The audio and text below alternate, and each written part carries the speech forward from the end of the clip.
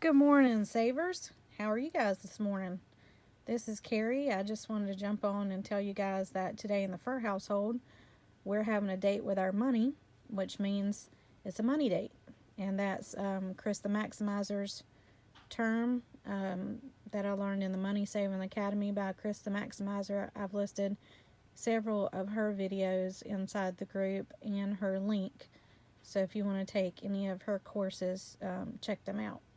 They're good and easy to understand, and they help you learn. And she's really great at answering questions.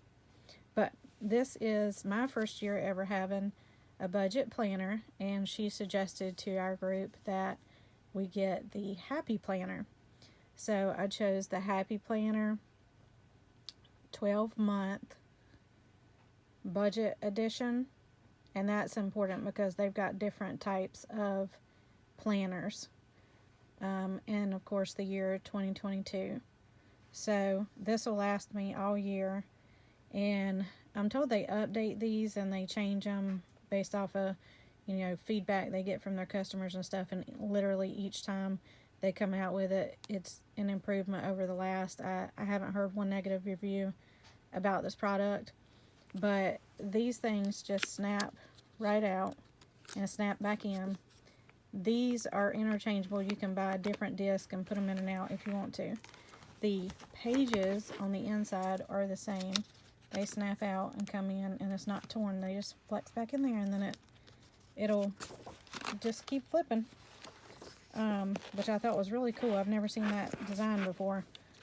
But as you can see, I'm just opening it. This is a sticker that I bought because this particular company puts out their own sticker brands to go with their planners, and this is just out of a pack that I bought. I got mine at both the planner and the stickers at Micheal's, and they were having a percentage off at the time, so I would always check Micheal's for things like that, and I'm sure you can get the planner elsewhere, but I got mine at Micheal's. Okay, so the next thing you'll see is, you can make whatever notes here you want to make. It says set your goals. So if you want a goal plan right here, it's got, of course, your little miniature calendar all the way through December.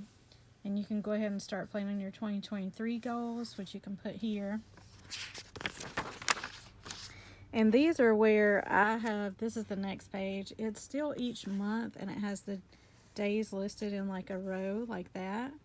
So I chose to use this as my place to do birthdays because everything gets trapped in my phone, and I'm not good at checking stuff. And so I know I've been putting my hands on this book very often since I've been trying to stay on top of our budget and maybe gain some ground and not keep losing it.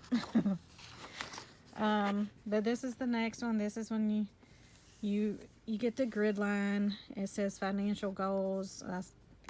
You don't necessarily have to use the grid per se. I think it's more just for aesthetics. That says important dates. So if there's anything right here that's urgent, you got to take care of. Any unexpected spends that come up, you can write right here the date, the spend, the amount. Of course, it's always got like a little saying, live, work, create, play. And you can see that's our January tab. I'm actually going to skip you forward to March because I don't really want all of my personal information recorded for the world to see. So I'm going to skip you forward to a blank month just so you can kind of see the layout. So March says kind words cost nothing, which is exactly correct. Your next page will be where you can put notes, and I'll usually put anything that pops up unexpectedly, like I took my son to the doctor, or our son to the doctor. I gave our daughter $20 for gas. She's got to pay me back. Something to that effect. That way it's just a little quick pop-out reminder right there. You can do whatever note there you want to. March, of course, you've got the calendar laid out in a block format, just like you would the calendars you typically will find on people's wall. They do have, excuse me, they do have, holidays and daylight savings time and all that kind of penciled in. So what I do on this particular page is I'll go ahead and whatever bills that I know is coming out on such and such date, like my auto drafts and stuff, I'll go ahead and write that in the calendar. So I'll know, okay, this bill is coming out this day. I might not want to spend any money on that day. It just kind of helps a little bit to not offset everything. Now this is really good. I like how it's broken up into categories, which is extremely helpful. If you look at the top, you've got March. It's just another little pretty thing to make your month. But you write your paychecks up here, or any type of income that you have. And you come over here, and I just use this as a continuation of these, because sometimes I'll have little things that trickle in. But I think this is like your income to debt ratio, which I do that at the end of the month. So, but that is a neat little box that could come in handy for you if you wanted to put it up top.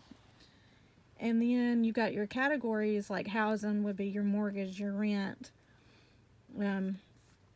Utilities is anything like a power bill, water bill. Transportation is, of course, gas. It could also be tax, tag, title, insurance. Medical, of course, that's self-explanatory.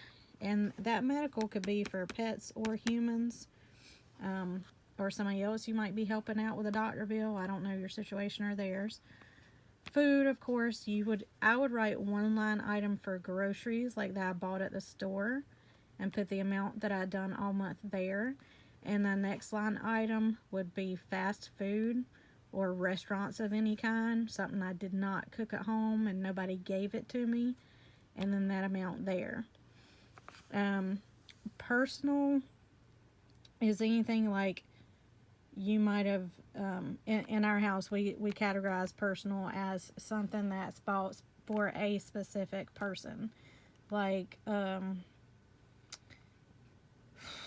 somebody might want, a book from Books A Million, and that's all we got there. Well, you would put, whoever's name, the book, the amount. You could put a skateboard, a bike, something arbitrary you got. Entertainment is, of course, it's like Netflix, Pureflix, any other streaming services. Let's say if you went to the Redbox and rented a disc. Other is any other category that you didn't fall that into at all. Savings, of course, you always want savings. Try to make savings a part of your bills, so it's always accounted for. So, of course, you'd put your date. I usually just put the date and then the amount that I'm putting into the savings account, because for us, this is strictly a savings account spot. Accounts and debt. This is really useful because it gives you a central location to put, like, right now our two biggest debts are going to be mortgage and a credit card. So we'd put the date, like my money date is today. So as of today, 2/28/22, the mortgage, and then I would put the payoff as of today. And then I do the same thing for the credit card. Today's date, credit card, and the payoff as of today. And I'll usually put the interest rate right here for any loans or any credit cards or things like that. It just kind of helps me keep track. I'm always trying to figure out a way to get better interest rates, especially like on credit cards and things like that. Get something lower than a 14 or 13%, because I'm not putting my name on a credit card that's 13 or 14%. So, but anyways, this is another little goal that you could do. Like, some people will say, try not to use any of your credit cards for at least 2 weeks during the month. Okay, report back. How did you do? Did you completely bomb and you used it on every purchase? Were you too snap reflex and just got what you wanted when you want it willy-nilly? Or did you really use self-control and you gave every dollar a purpose, every penny a purpose? And no, you didn't use your credit card because you had that $20 in the bank each time, and because you done your budget, you knew that you could use the $20 for such and such. So Next is your spot where you're going to put all of your daily expenses. This is I hope it, there it goes. This is weekly expenses, but it breaks it out line item by day. And if you look right there, it's week of February 28th through March 6th. And if like in this time frame, if like I only have 1 or 2 charges, I'll actually just write out over top of that and put, you know, maybe February 28th to March 15th if that's what'll fit here, because it just saves me pages and I can repurpose them. So where do I deserve a gold star? So this month, this is also a good category. I forgot about this, sorry. So you put the date 2/28, the expense, which we'll say gas, the amount $20. Is it a need or a want? Well, of course it's going to be a need because we have to have gas in our car to go.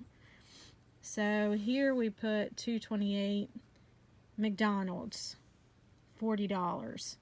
It was McDonald's a need or a want? So did I absolutely have no other choice that day than to get McDonald's to eat? Or could I really have cooked at home? So depending on which option, is it going to be a need or a want? Most of the time, fast food ends up falling into the want category. But every once in a while, if your blood sugar drops too low and you're out and about and you have to get a quick meal, it is what it is. I'm not going to beat myself up over that. But you mark it a need or a want. So then down at the end of the month, where did you deserve a gold star? So were all of your purchases landing in your needs category and falling in your budget line? Or were your needs maybe this much, but then your wants added up that much, and boom, now you're in the negative? So that really helps you keep an eye visually, because when you see it with your bank, you write it down, and you see it when it's written, then it tends to stick and it becomes a habit. And things take a while to become a habit. But so my gold star for this month would just, let's just say I hit all needs, or at least half needs, and the other, like maybe just this many were wants. So that's a great job, right? Is there anything I can do better next week? And depending on what your goals are, you can put in there, have 2 less wants for next week. Have $20 saved out of this paycheck for whatever you're trying to save for. So that's good to kind of keep you on track. And at the beginning of each month, I'll actually write right here what our money starts at as of the first day of that month. So was I in the green or was I in the red? So depending on what's there also is you can add it down here. Well, by the end of the month, if you were red starting at the month, by the end of the month, and you tallied up all your stuff after you go through all these other pages, because all these pages are pretty much the same, you'll get to the end and you'll be like, okay, well, at the end of February, am I in the red when I ended the month, or am I in the green? And if I'm in the green, what do we do with that money? Is it extra money that we can really afford to treat ourselves with? Or is it extra money that we really have to put towards, I don't know, like extra gas, or we know medicine's coming up at the first month of next month, so it might be a better idea to actually save that money for, that extra medicine that's coming in. So you just have to kind of think those things through, and you can tailor this to whatever you want, but you can see where the numbers are changing. So it's all these pages look the same, but the dates are changing because it takes you through each day of the month. And you can see right here, this is going to be your last official day of March, but they're actually running it March 28th through April 3rd, so you could do that. But I kind of stop mine and tally first to whatever the last day of each month is, and then do the green and red income versus expense ratio. And then again, you'd say what you did good in and what you need improvement on, and what is your strategy to improve on it. Because you have to just kind of keep in mind, if you just say, oh, well, I have to improve on not having as many wants. Okay, well, how do you plan on doing that? Or, oh, well, you know, I need to save $50. Okay, well, how do you plan on doing that? So, you have to have those things in mind. Okay, and this is just really a big graphic looking paper that you can take notes on and put whatever gobbledygook there that you want. And then you've got another thing here. It says take notes. You can do it in a line item. You can do it a bullet point check off list if you want to. What's important to you. Another graphic sheet for you to mess around with. And then this one just kind of starts the process all over. This is starting April. And April says, don't go broke trying to look rich. Woo, ain't that the truth? Don't keep up with the Joneses. But let's see. We can skip on down. Let's see, what is that? November. Here is December. Sorry, I'm flipping through it. Okay, December is going to look the same. Looks exactly the same. Trying to see if there's anything at the end of it.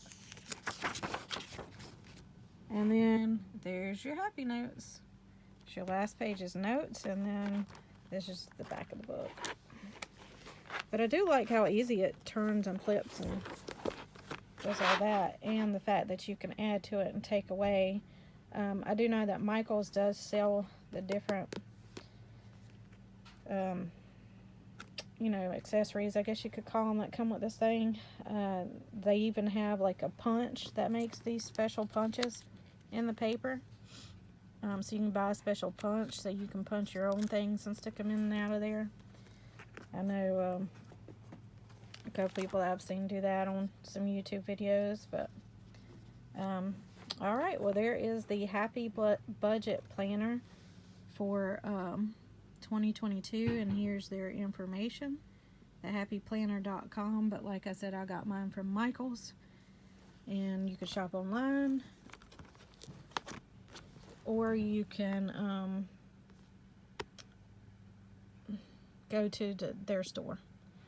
All right, guys, well, I hope my saving buddies have a great day today, and you check in with your money and you write it down. And don't worry if you can't afford this book right now. Just get you a plain old piece of notebook paper and follow the same process. It doesn't matter what it looks like.